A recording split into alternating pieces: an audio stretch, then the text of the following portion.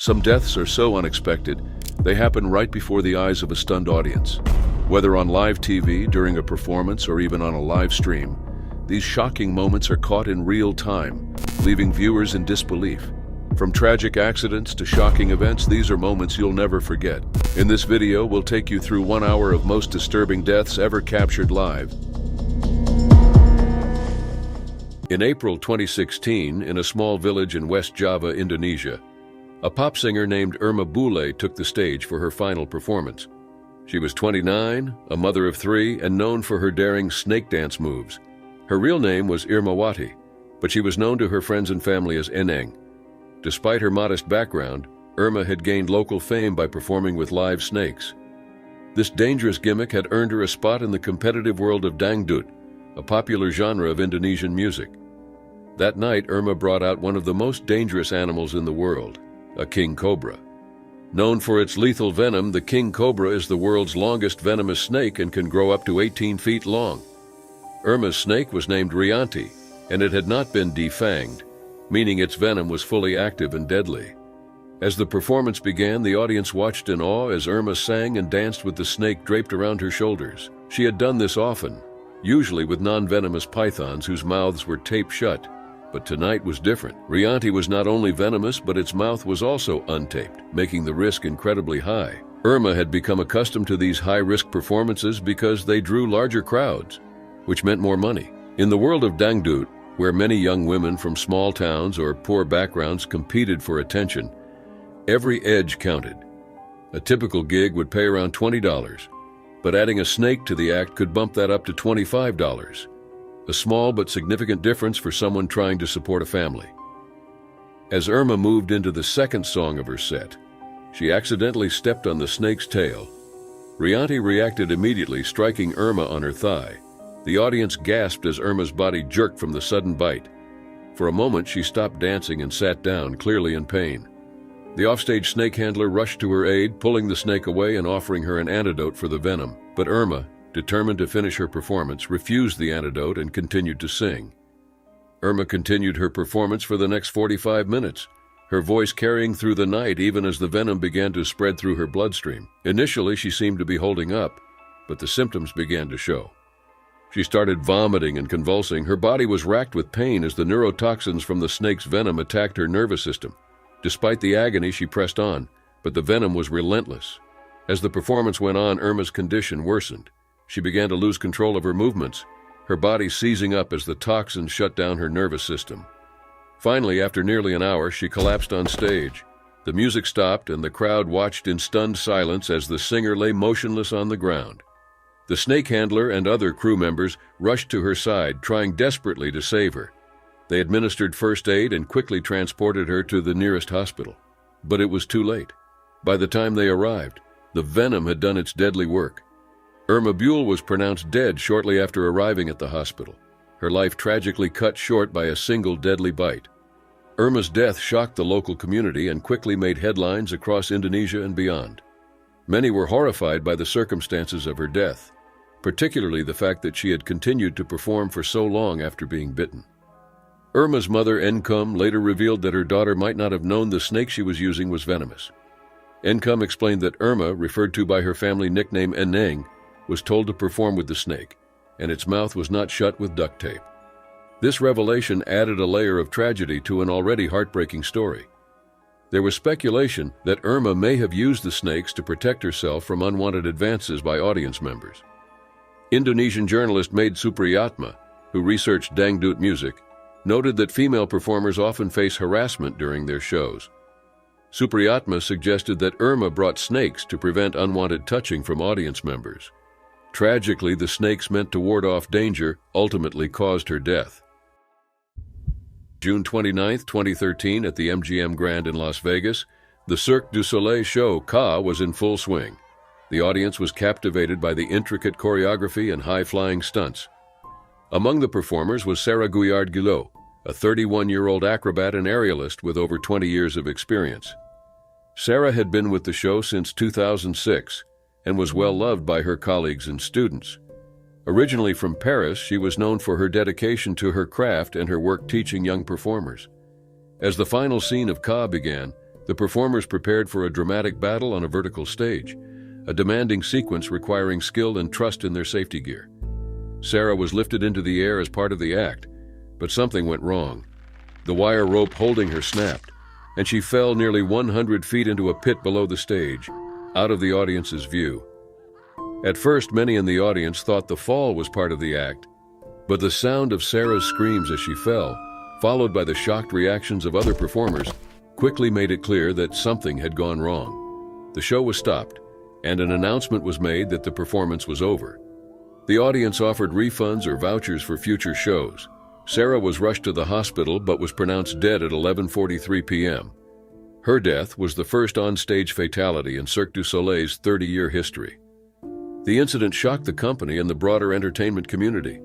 In the aftermath, Cirque du Soleil's founder, Guy Lalibert, issued a statement expressing deep sorrow for Sarah's loss and noting her talent and dedication. The show Ka was immediately suspended while investigations into the incident began. The Nevada Occupational Safety and Health Administration, or OSHA, investigated what had gone wrong. The investigation revealed that a combination of insufficient training and a failure in the safety equipment caused Sarah's fall.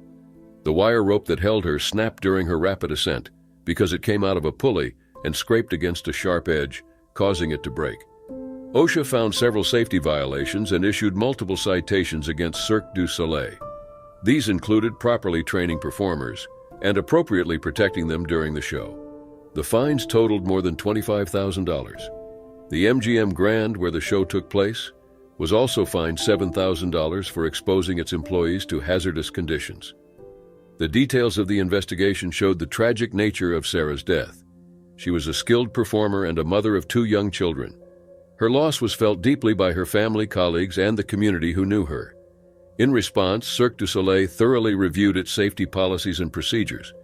They committed to improving safety measures to prevent such a tragedy from happening again.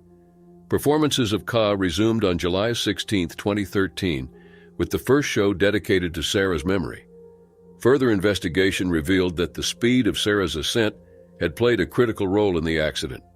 The rope failed because of the rapid movement, which caused it to rub against equipment until it broke. This pointed to the need for better training and equipment maintenance, lessons that Cirque du Soleil and others in the performing arts industry took seriously. Sarah's death also drew attention to broader safety issues in the performing arts. While her accident was the most severe in Cirque du Soleil's history, it was not the first.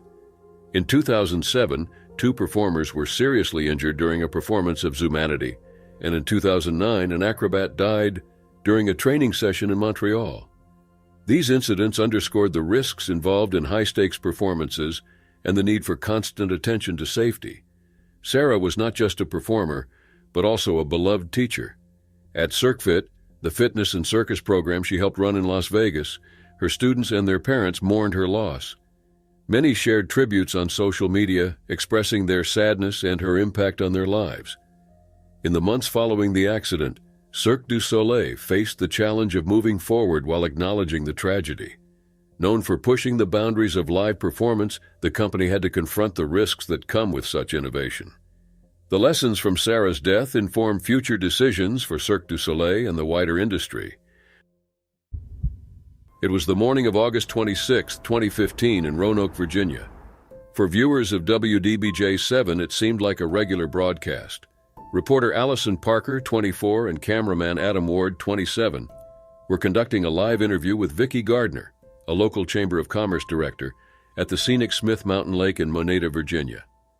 Allison was known for her vibrant spirit and dedication to journalism, while Adam was valued for his positive outlook and recent engagement to colleague Melissa Ott. Together, they were a promising pair, but this routine broadcast quickly turned tragic. At around 6:45 a.m., Allison was mid-interview with Gardner when a man in black approached from behind. The broadcast, initially peaceful, was interrupted by loud, unexpected sounds that threw the scene into chaos. The attacker, later identified as Vester Lee Flanagan, had approached and started shooting. The scene aired live, shocking viewers before the broadcast abruptly ended. Gardner, who was hit, lay still on the ground, hoping to avoid further harm. She survived after undergoing emergency surgery. Tragically, Allison and Adam did not survive. Allison passed away almost instantly, while Adam succumbed shortly after. Viewers in the newsroom were left stunned, struggling to process the tragedy. In the aftermath, the WDBJ-7 team discovered the attacker was a former colleague.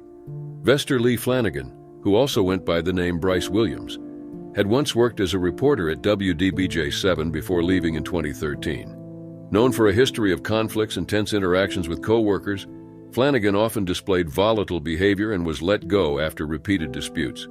Over time, Flanagan had built up resentment toward Allison and Adam. In a manifesto, he outlined grievances against them, though these accusations were found to be baseless. Further investigation showed Flanagan had a similar record of conflicts at previous stations, leading to dismissals elsewhere. Following the incident, Flanagan fled in a rented car. Hours later, he uploaded footage of the event to social media, a move that added to the pain for the victims' families and friends.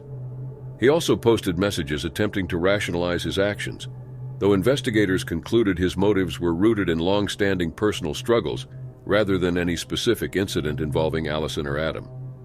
Police tracked Flanagan's car on the highway, but before they could apprehend him, he crashed his vehicle. In his final moments, he took his own life, leaving a community devastated by his actions. Allison and Adam's deaths had a powerful impact not only on WDBJ-7 but also across the country. Both were respected young journalists with careers just beginning. WDBJ-7's general manager Jeff Marks expressed the station's heartbreak, noting the deep affection the WDBJ-7 team had for them and the profound sorrow felt throughout the organization. A memorial honored Allison and Adam, attended by family, friends, and colleagues. Adam's fiancée, Melissa Ott, who had witnessed the event from the control room, was deeply affected. They had been planning a future together, now tragically ended. Allison's father, Andy Parker, expressed his grief, calling her his bright, shining light. Determined to take action, he advocated for reducing harmful content on social media.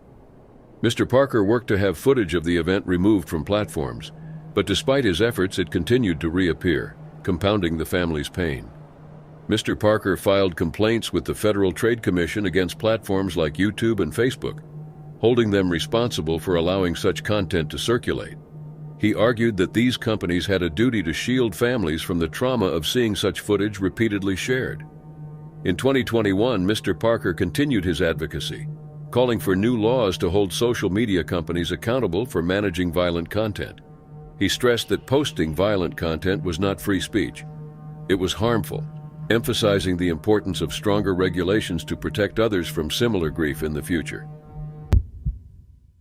It was November 22, 1963 in Dallas, Texas. Lee Harvey Oswald, a 24-year-old former Marine, stood by a sixth-floor window of the Texas School Book Depository with a rifle.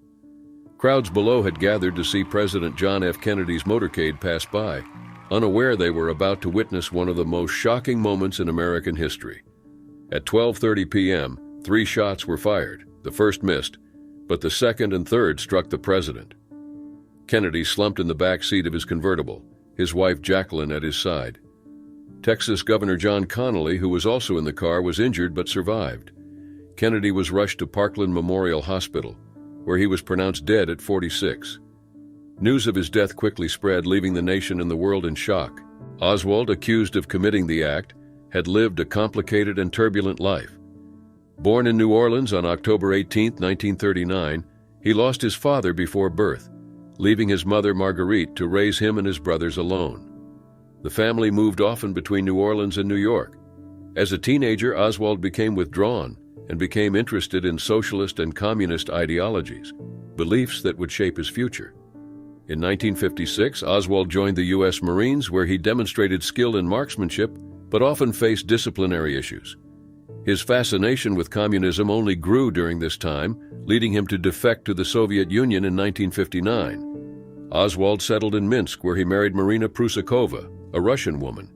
However, dissatisfaction with life in the USSR led him to return to the U.S. with his family in 1962. Once back in America, Oswald's behavior became increasingly concerning.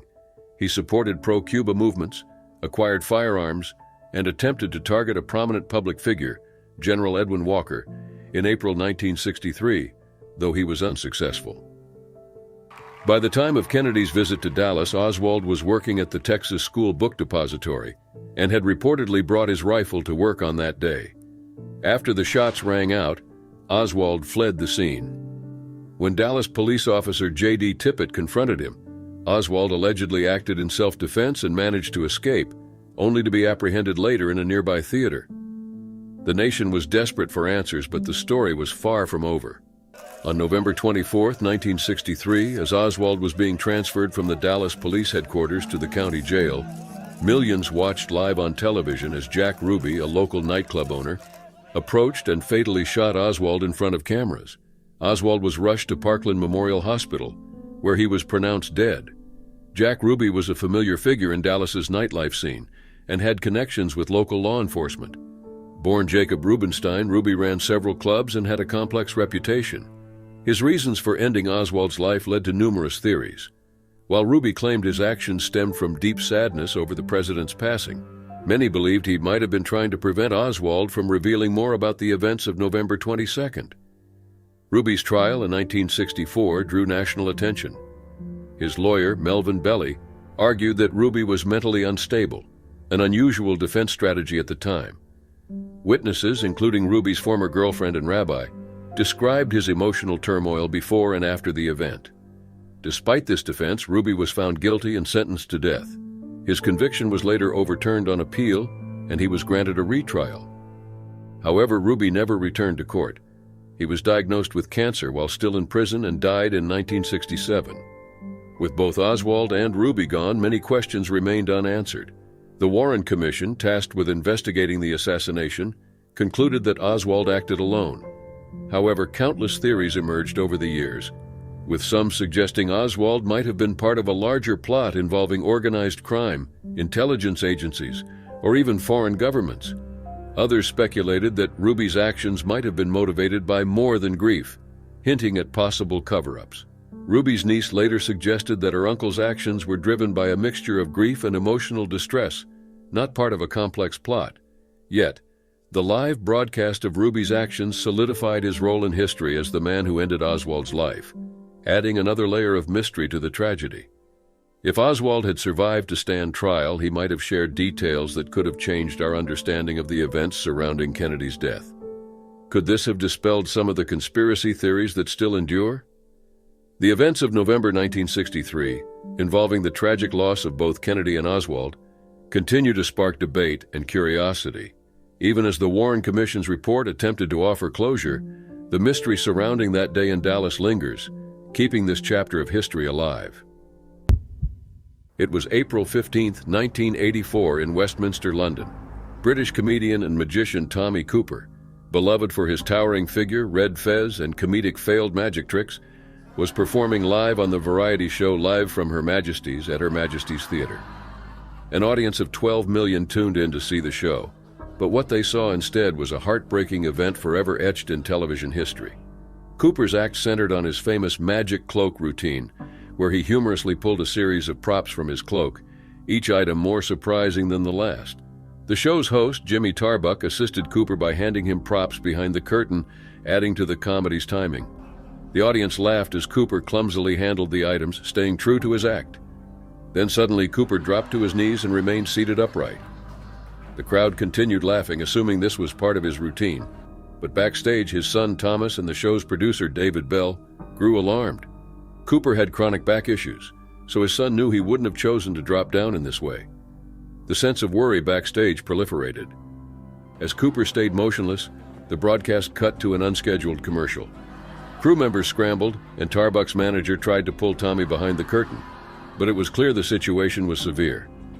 Tragically, the 63-year-old entertainer had suffered a significant health event in front of millions of viewers, and he would not rise again. The show had to go on. The following performers, Les Dennis and Dustin G., were asked to continue despite their visible shock. They performed carefully, leaving the space where Cooper had collapsed untouched, a memory Dennis would later recount as haunting.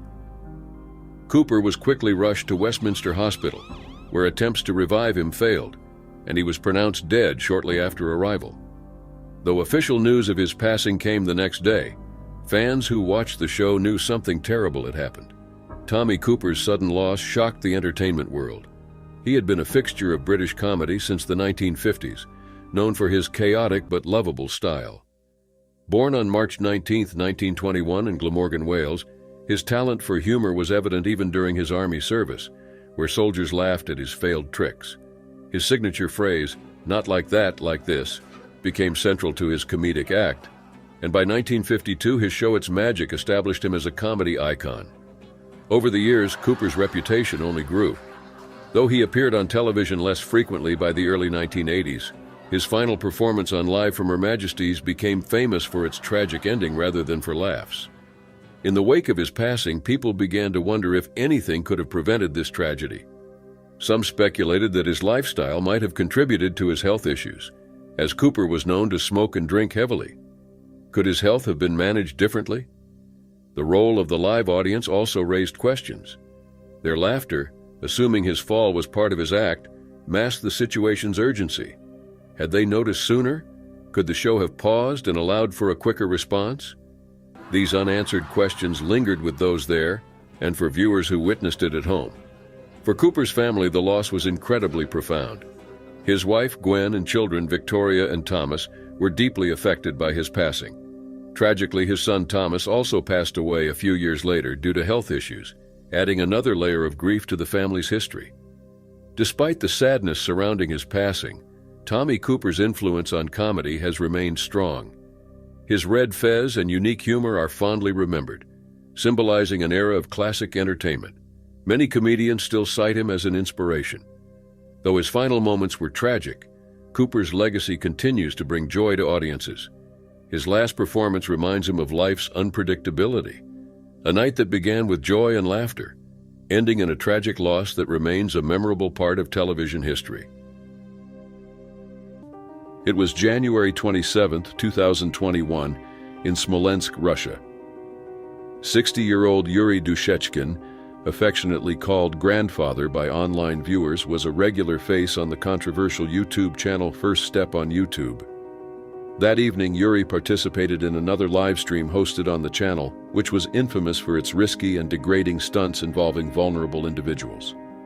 Tragically, this stream would be his last.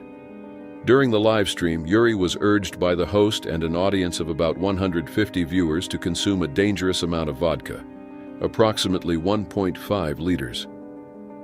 As the broadcast continued, Yuri collapsed, his motionless body remaining visible to viewers for some time. By the time emergency services arrived at his home on Udarnikov Street, he had passed away. The channel, run by a 39-year-old man known as Zheka, was notorious for hosting what are called trash streams. These streams involved individuals, often struggling with addiction or homelessness, being encouraged to perform degrading or hazardous tasks in exchange for money from viewers. These tasks ranged from drinking large amounts of alcohol to enduring physical discomfort. The more extreme the act, the larger the audience donations. Yuri was a regular participant in these streams, earning a central role on the channel and affection from viewers who called him Grandpa. Over time, the pressure to perform more dangerous stunts increased, as the desire to entertain and earn donations grew. On that night, Yuri was challenged to drink an excessive amount of vodka live on camera. As he drank, viewers cheered him on and sent donations to push him further. The live stream began in the usual chaotic setting, with Yuri in a cluttered apartment filled with loud music and chatter. As he consumed more vodka, his condition visibly worsened. His speech became slurred, his movements unsteady, and he seemed increasingly disoriented. Suddenly, he collapsed. The broadcast continued, showing Yuri lying motionless on the floor. While some viewers expressed concern in the livestream chat, others appeared indifferent, treating the situation as part of the show. Paramedics were eventually called, but they found Yuri unresponsive and pronounced him dead at the scene.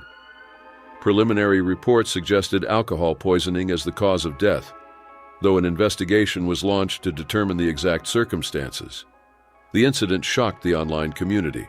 Many viewers expressed regret and guilt, acknowledging their role in encouraging Yuri's excessive drinking. Others criticized the channel and its host for exploiting individuals like Yuri for entertainment and profit. Russian authorities acted swiftly. The Regional Investigative Committee opened a criminal case, charging the organizers with causing death by negligence. Investigators focused on holding those responsible for the live stream accountable. Neighbors of the apartment used as the channel's filming location spoke out, describing years of disturbances caused by the live streams. Complaints of constant noise, late-night disruptions, and intoxicated visitors had been made to the police, but the activities continued. The tragedy caught the attention of Russian Senator Alexei Pushkov, who condemned trash streams as a harmful trend. He advocated for banning such broadcasts to protect vulnerable individuals from being exploited for profit. Pushkov emphasized the need for laws to prevent similar incidents in the future. This incident underscored the darker side of internet culture and the growing popularity of trash streaming. While some streams may seem harmless, others push participants into situations that endanger their health, dignity, and lives. Yuri's death was not an isolated case. Similar incidents had occurred in the past, sparking calls for stricter regulations on live streaming platforms. Critics argue that platforms like YouTube must take more responsibility in monitoring and removing harmful content to prevent further tragedies. Yuri Dushechkin's passing exposed the dangers of exploiting vulnerable individuals for entertainment. As authorities continue their investigation, it has become clear that the harmful culture of trash streaming must be addressed before more lives are lost. It was May 16, 2024 in Suffolk, Virginia. Raleigh Freeman III, better known as rapper Rilo Huncho, was a talented 17-year-old with big dreams of making it in the music industry.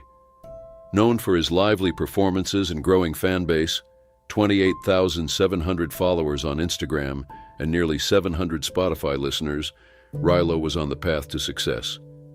That night, Rilo was at home live streaming a casual video for his fans. What started as a routine session turned into a heartbreaking accident that ended his life. During the live stream, Rilo handled a handgun, a prop he often used in his posts. This particular firearm had a green laser sight and flashlight. Rilo casually waved it around and even appeared to disengage the safety mechanism. Then, in a moment of overconfidence, he pointed the weapon at his head, made a bold statement, and pulled the trigger. A loud gunshot followed, and the live stream abruptly ended as the phone fell to the ground. Many viewers initially thought it was a prank or part of a performance. However, the grim reality soon became evident. Rilo had accidentally harmed himself. Emergency responders arrived quickly and rushed him to a local hospital, but despite their efforts, he passed away. Authorities confirmed the cause as an accidental self-inflicted gunshot. The incident shocked his community and beyond. Rilo's mother, Monica Savage, was devastated. A single mother who had dedicated her life to raising her only child, she expressed her heartbreak in an interview. Tearfully, she described the moment she found her son, expressing her deep longing for him and her wish to have him back. Rilo's cousin started a GoFundMe campaign to cover funeral expenses, highlighting the family's struggles and Monica's deep dedication to her son. The campaign received widespread support, with donations pouring in to help the grieving family. At his high school, the loss deeply affected students and staff. Teacher Kara Dorsey shared her feelings online, encouraging students to honor Rilo's memory by striving to achieve their goals. She also urged support for the family during this difficult time. To remember Rilo, family and friends organized a balloon release. Photos from the gathering showed loved ones releasing colorful balloons into the sky, a bittersweet tribute to a life full of potential. The tragedy raised important questions about gun safety. Authorities are investigating how Rilo obtained the gun and why it was loaded and accessible to him. His live stream became a topic of controversy, as some viewers initially doubted its authenticity. It was later confirmed that the footage was live, making the incident even more tragic. Rilo's music career had been gaining momentum before his untimely death. Songs like Money Getta, Bag Talk, and DOA showcased his talent. While his lyrics often reflected harsh realities, fans recognized his ability to connect with listeners. His Spotify profile, featuring a nod to pop culture with a photo of actress Mia Goth, hinted at his creative personality. His death also brought attention to the dangers of firearm mishandling, especially among young people. Statistics show that accidental gun incidents claim many teenage lives each year, with a significant number being self-inflicted. Experts emphasize the importance of proper gun storage and awareness to prevent such tragedies. Kelly Drain, a research director, stated how simple safety measures can save lives, urging communities to adopt better practices. Rilo's passing left a deep void in his family, school, and community. His mother, fans, and friends continue to grieve, holding on to the memories he left behind. His music remains a testament to his dreams and the impact he had on those around him. Though his life was cut short, Rilo's legacy is a reminder of the need for caution. It was Good Friday, April 6, 2012, in Itarare, a small São Paulo, Brazil town. The community gathered for the annual Easter play, The Passion of the Christ, a tradition that depicted the final days of Jesus. Among the actors was 27-year-old Tiago Klimek, who was playing Judas Iscariot, the disciple who betrayed Jesus and later hanged himself. Tiago was an experienced performer, having participated in the play for 3 years.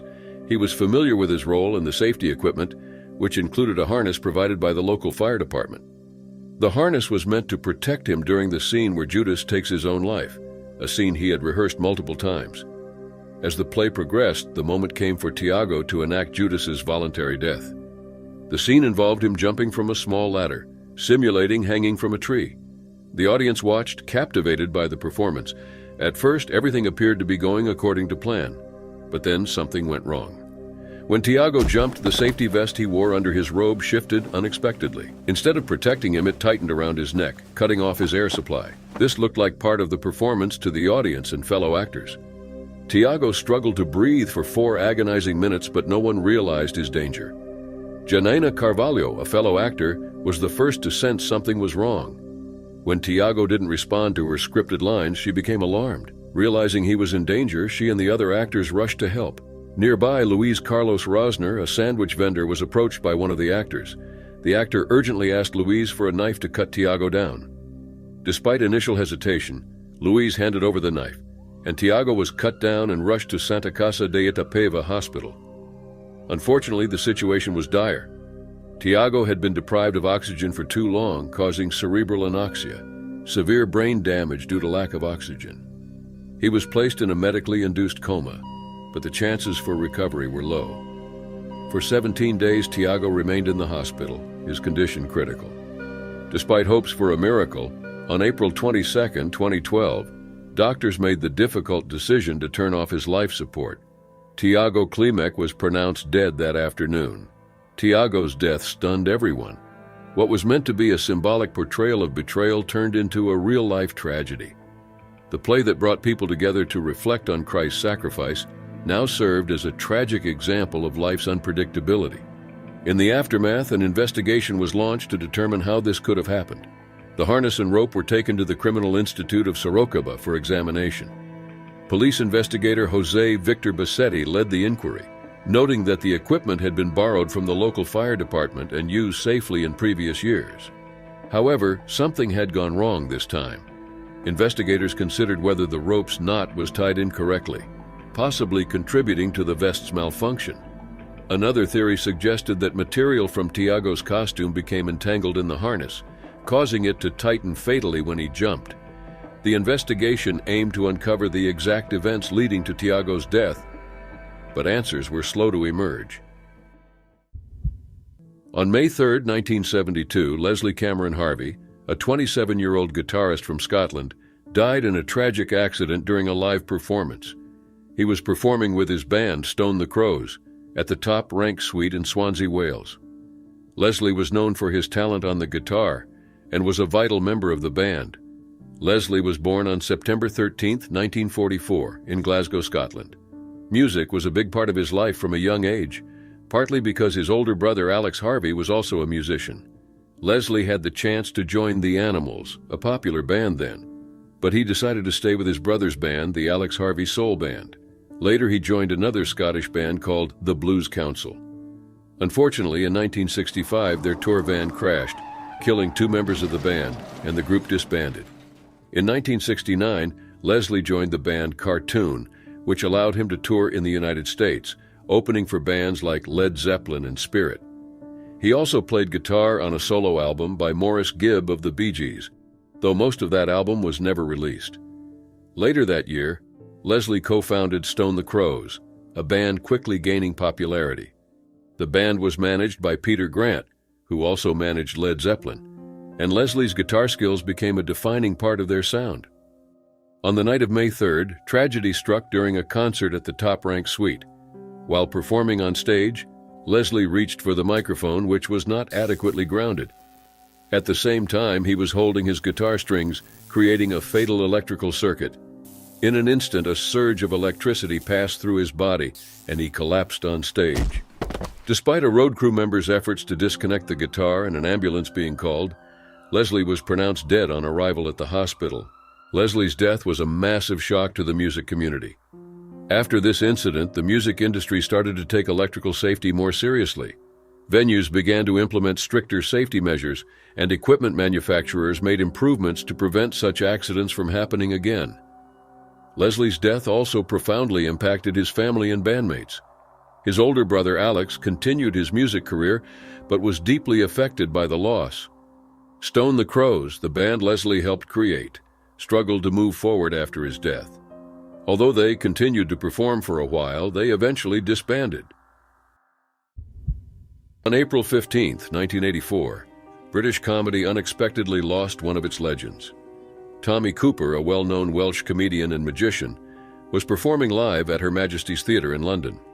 At 6'4", wearing his signature red fez hat, Tommy was famous for his blend of magic tricks and humor, often making people laugh with his intentional failures at magic. Something went wrong during a live broadcast of millions of viewers that night. Tommy performed on Live from Her Majesty's, a popular television program. He had done many similar shows over his long career, and the audience eagerly awaited his act. As the show began, Tommy took the stage to perform one of his well-known routines involving a large magic cloak. His assistant helped him put on the cloak, and the show's host, Jimmy Tarbuck, stood behind the curtain, passing Tommy various props to pull out of the cloak. The props got larger and larger, building up to the final gag. Everything seemed like typical Tommy Cooper, chaotic, funny, and unpredictable. Suddenly, Tommy dropped to his knees in the middle of the act. The audience, used to his comedic style, laughed, thinking it was part of the routine. But Tommy didn't get back up. He slumped forward against the stage curtains, and for a moment, even those backstage thought it was another joke. But as the seconds passed, it became clear that something was wrong. Still hidden behind the curtain, Jimmy Tarbuck noticed Tommy's limp body and realized this wasn't part of the act. The show's director quickly decided to cut to an unscheduled commercial break, a sign that things were serious. During the break, the stage crew rushed to help Tommy. His son, who was backstage, confirmed their worst fears. Tommy had a bad back and wouldn't have collapsed on purpose. While the crew tried to revive Tommy, the show's producer, David Bell, faced a tough decision. The show was live with millions watching. Should they cancel the broadcast or continue? After a quick discussion, they decided to continue the show. Les Dennis and Dustin G., the comedy duo scheduled to perform after Tommy, were sent on stage. They acted in the limited space available while Tommy's body remained behind the curtain.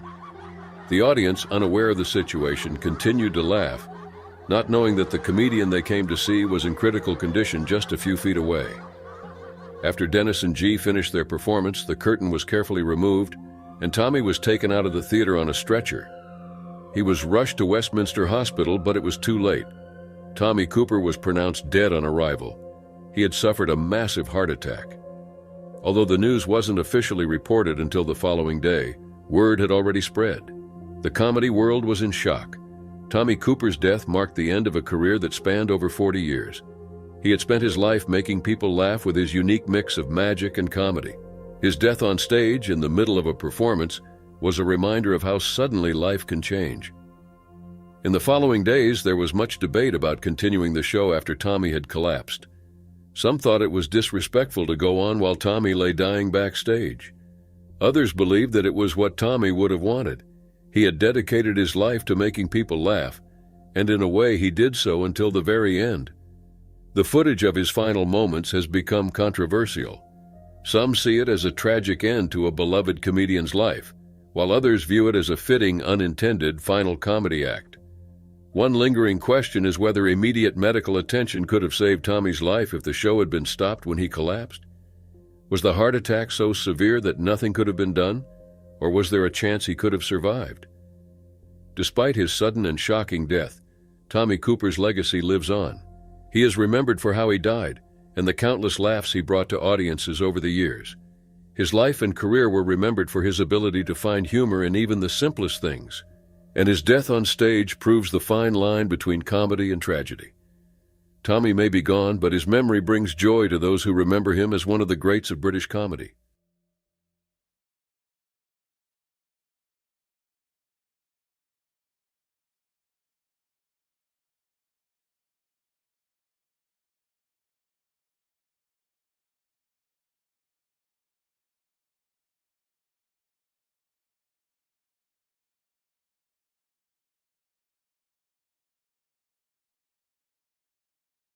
It was a regular Friday in late September 2012 near Phoenix, Arizona, when a shocking live broadcast captured a high-speed chase that ended in tragedy.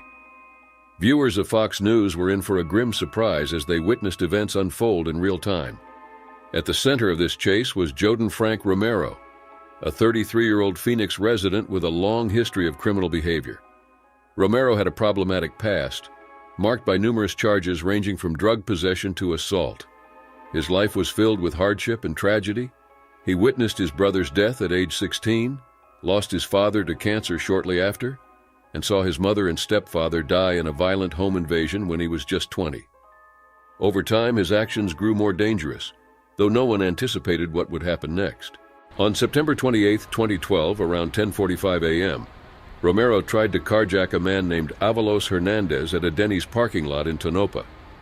Threatening Hernandez with a Glock 45, Romero demanded his car keys. Terrified, Hernandez handed them over and alerted the police from inside the restaurant as Romero sped away in the stolen car, setting off a pursuit across the Arizona desert. The Phoenix Police Department quickly mobilized to follow him. At first, they pursued directly, but Romero's reckless driving forced them to take a safer approach, tracking him from a distance with unmarked cars and a helicopter. Soon after, Fox News began broadcasting the chase, picking up the feed from their Phoenix affiliate. Romero's actions grew more intense. He fired shots from the moving car, even aiming at the helicopter trailing him. Officers were concerned about public safety and trying to avoid confrontation. Near 44th Avenue and Roosevelt, he fired at undercover officers on the side of the road. Though bullets hit one of their vehicles, the officers were unharmed. Romero continued, seemingly unwilling to stop. Eventually, near 500th Avenue, he pulled off the highway and got out of the car. An officer fired a shot that missed, and Romero took off on foot. What happened next was shocking and tragic, broadcast live for millions. Romero paused, looked disoriented, and then reached into his jacket, pulling out a gun. He pointed it to the side of his head, and in a sudden, disturbing moment, he ended his own life. The Fox News feed captured the incident, shocking viewers and anchor Shepard Smith. Smith, who was narrating the chase, was horrified by what unfolded on screen. Although a delay had been set up to prevent such a broadcast, it failed, and viewers saw everything. Smith later apologized, explaining that they had attempted to avoid this type of incident, but a severe error caused the footage to go live. The public reaction was swift and furious. Outraged viewers criticized Fox News on social media, condemning the lack of precaution for such a disturbing scene. Michael Clementi, Fox's executive vice president, formally apologized, citing human error for the broadcast failure. The effects of this broadcast were profound and deeply personal for Romero's family. His 3 children, aged 9, 13, and 15, learned about the incident at school. Driven by curiosity and concern, they searched for the footage online and were horrified to discover that the man in the video was their father. This trauma had lasting effects on them. Their mother, Angela Rodriguez, later filed a lawsuit against Fox News, claiming her children had suffered severe emotional distress, including symptoms of PTSD. However, the case was dismissed as the court found that Fox News was protected under the First Amendment. Romero's sister Nature also pursued legal action against the network, citing emotional distress caused by the broadcast. Her case, too, was dismissed in court. The incident not only left Romero's children emotionally scarred, but also sparked a national debate about the responsibilities of live news coverage. While Fox News expressed regret, the broadcast left an impact and raised questions about ethical practices in media. It was September 14, 2020, in Aba, a Tibetan autonomous region in Sichuan Province, China. Lamu, a 30-year-old Tibetan blogger, had become a beloved online personality with over 780,000 followers on Douyin, China's version of TikTok. She shared glimpses of rural Tibetan life, often filming herself foraging in the mountains, cooking traditional meals, and lip-syncing to popular songs. Dressed in traditional Tibetan clothing and choosing not to wear makeup, Lamu's natural and genuine approach resonated deeply with her audience, earning her millions of likes. Despite her cheerful online presence, Lamu faced a troubling reality. She was a survivor of abuse in her marriage.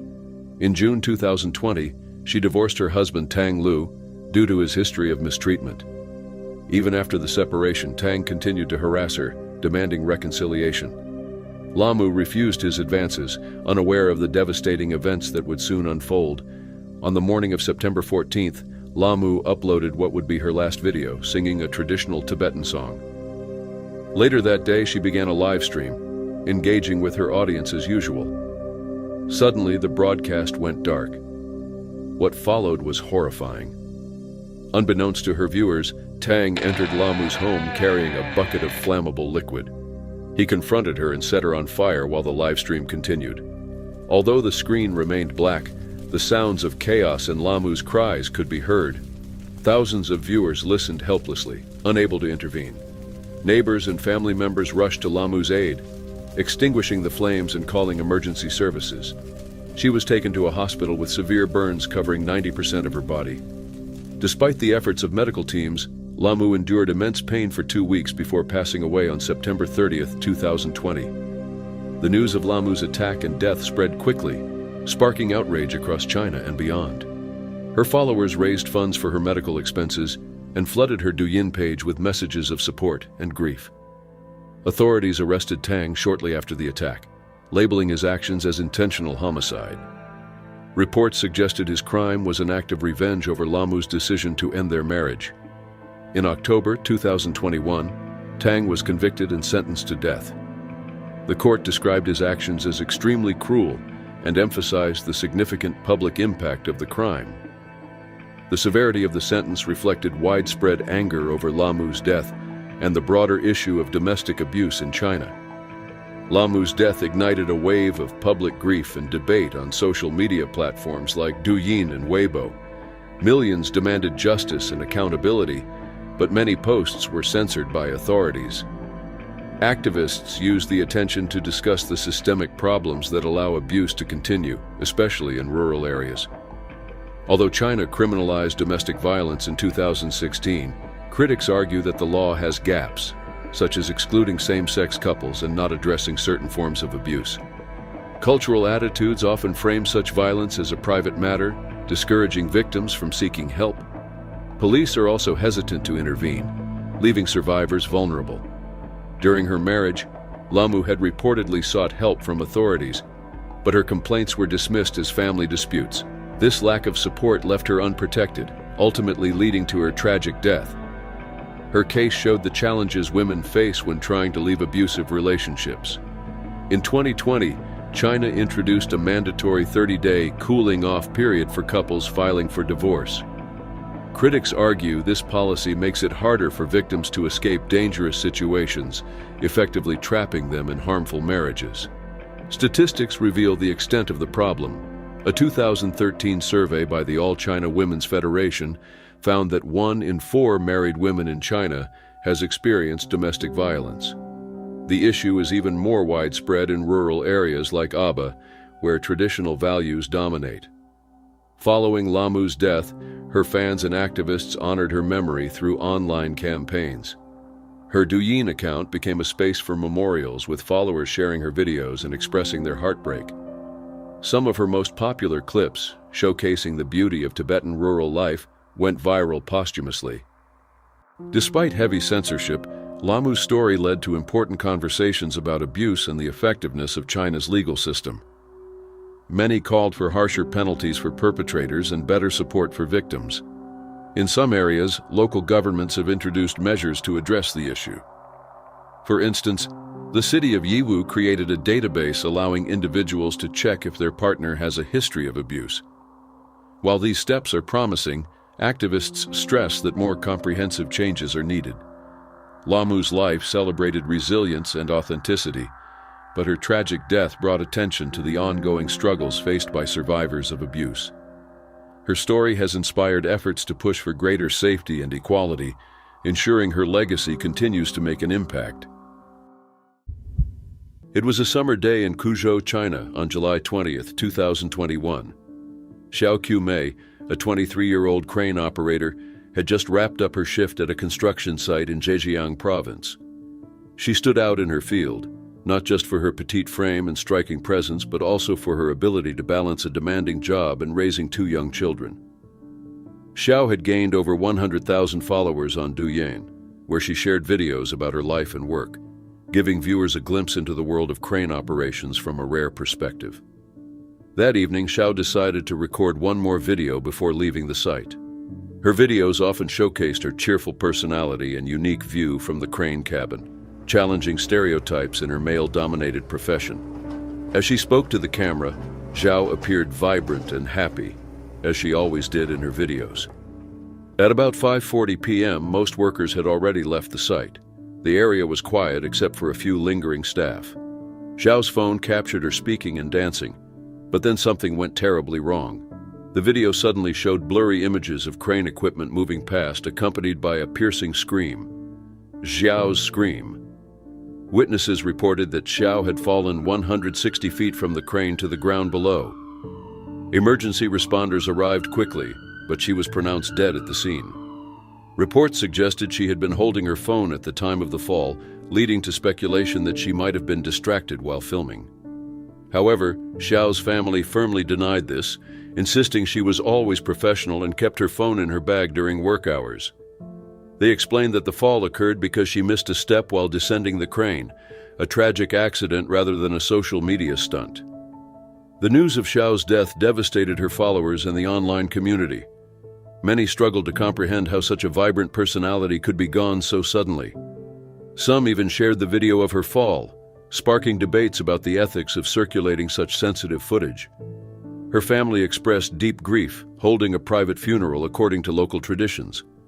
Her ashes were placed on a small table under an umbrella, a simple yet poignant farewell. Local authorities in Jiangshan City confirmed the incident and launched an investigation to determine whether workplace safety protocols had been violated. No further details were publicly released. Xiao's tragic death also raised concerns about safety in high-risk jobs and the impact of social media on personal and professional lives. Xiao Qumei's rise to online fame was built on her ability to connect with her audience, showcasing her job and daily life in a relatable way. Her videos not only shed light on the crucial role crane operators play, but also made her followers feel part of her world. Despite her family's assertion that her death was purely accidental, some discussions online focused on the risks faced by influencers balancing content creation with everyday activities. Comparisons were even drawn to similar incidents, such as the death of Sophia Chung, an Instagram personality who had fallen while posing for a photo near a waterfall earlier that month. Xiao's story became a heartbreaking reminder of how quickly life can change. While her followers mourned the loss of an inspiring figure, her family was left to navigate the immense loss of a beloved daughter, mother, and wife. It was July 14, 2024 in China. Pan Xiaoting, a 24-year-old social media influencer, was preparing for what would tragically be her final mukbang livestream. Known for her extreme binge-eating challenges, Pan had gathered a loyal following who eagerly tuned in to watch her consume enormous amounts of food. On this particular day, her table was loaded with 10 kilograms, or 22 pounds of food, including chocolate cake, seafood, and fried chicken fingers. Thousands of viewers were watching when the live stream took a devastating turn. Pan's journey to fame started modestly. She had been working as a waitress before discovering mukbang, a trend that began in South Korea and quickly spread across the globe. Mukbang involves live streaming large-scale eating sessions while engaging with viewers. Initially a side hobby, Pan's engaging personality and willingness to tackle extreme food challenges quickly propelled her into the spotlight. Her popularity grew so rapidly that she left her job to become a full-time streamer. To stand out in the competitive mukbang scene, Pan rented a professional studio and invested heavily in her broadcasts. Her efforts paid off, with fans flooding her streams with donations and gifts, making her one of China's most prominent mukbang influencers by 2024. However, her success came at a steep cost. Pan's eating challenges became increasingly extreme, often stretching up to 10 hours and involving enormous portions of food. Her parents grew deeply concerned about her health, frequently urging her to reconsider. They questioned the value of her earnings compared to the toll on her body. Despite their concerns, Pan insisted she could manage the risks. Behind the scenes, her health was deteriorating. She had been hospitalized multiple times due to complications, including internal bleeding in her digestive system. Still, Pan continued to push her limits, driven by the expectations of her fans and the lucrative nature of her content. On July 14th, Pan began what would be her final 10-hour live stream. Her table was filled with fried chicken, seafood platters, and chocolate cake. As usual, her followers flooded the chat with messages of encouragement and admiration, cheering her on as she ate. Initially, everything seemed normal. Pan smiled and interacted with her audience as she consumed the food. But as hours passed, viewers noticed troubling signs. Her pace slowed, her breathing became heavy, and she appeared visibly uncomfortable. Concerned fans urged her to stop and rest, but Pan pushed forward, determined to finish the challenge. Suddenly, during the live stream, Pan collapsed. Alarmed viewers flooded the chat with frantic messages, urging someone to intervene. By the time emergency responders arrived, it was too late. Pan was pronounced dead at the scene. An autopsy revealed the extent of the damage caused by her extreme eating habits. Her stomach had stretched to dangerous levels and suffered a rupture, leading to severe internal complications. Experts explained that consuming such vast quantities of food not only stretches the stomach, but can also compress blood vessels and strain the heart, increasing the risk of sudden health crises. Pan's history of internal bleeding had further heightened these risks. Pan Xiaoting's untimely passing has reignited debates about the dangers of mukbang culture. While originally intended to foster companionship for viewers eating alone, mukbang has increasingly turned into a spectacle of excess. Critics argue that it promotes unhealthy behaviors and glorifies harmful eating patterns. China had already taken measures to address such risks. In 2021, the government implemented an anti-food waste law, banning binge-eating content and imposing penalties on violators. Despite these regulations, many creators, including Pan, continued to produce similar content, often relying on live broadcasts to evade detection. Experts have also highlighted the psychological and physical dangers influencers face in such high-pressure environments. Dr. Andrew Harris, a psychologist, explained that the pursuit of online fame often drives content creators to push beyond safe limits. Dietitian Katie Lopez described mukbang as harmful behavior disguised as entertainment, emphasizing the severe health consequences involved. The news of Pan Xiaoting's passing deeply affected her fans and the online community. Many expressed their grief and shared condolences, while others criticized the mukbang trend and questioned its impact.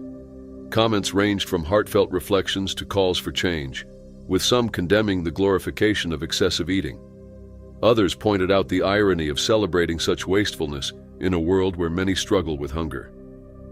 One commenter described the situation as tragic, attributing it to the pressure to entertain, while another questioned the support for such dangerous trends and called for them to end. Pan Xiaoting's story has sparked wider discussions about the ethical responsibilities of platforms hosting such content. While some advocate for stricter regulations, others believe educating both creators and viewers about the risks is equally important.